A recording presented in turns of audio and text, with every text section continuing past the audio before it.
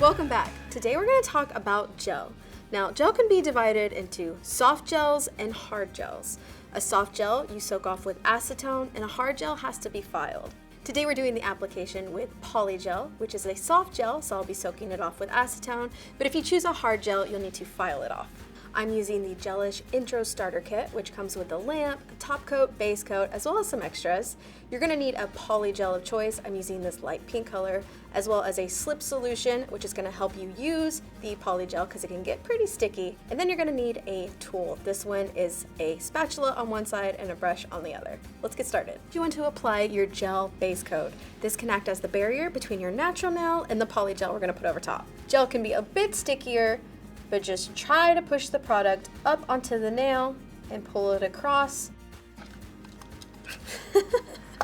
Then go ahead and cure that according to the manufacturer's instructions.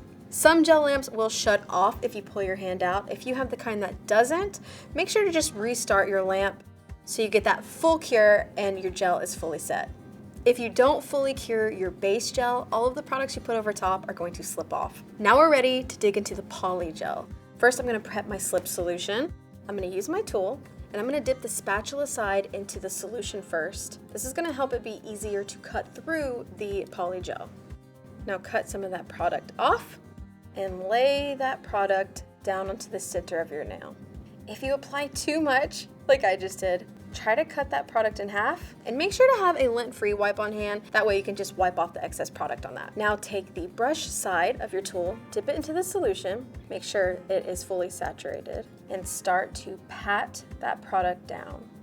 Apply even pressure and work the PolyGel up towards the cuticle. You want to keep it thin near the cuticle so that it looks more natural, but you can always file the PolyGel after you fully cured it. If you have any excess product building up on the free edge, just swipe that over the free edge and then you can cut it off. Sometimes I like to turn my hand, that way I can see all angles of my nail.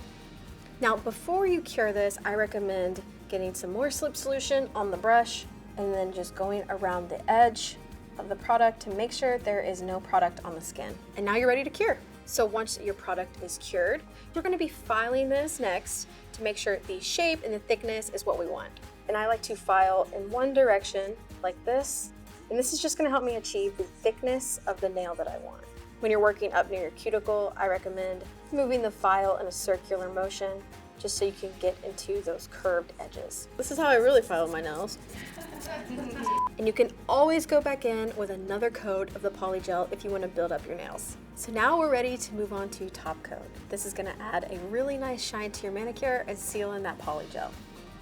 And now just pop that under the LED lamp. Some top coats have a sticky layer after they're cured, and you just need to remove that with a lint-free wipe and some rubbing alcohol.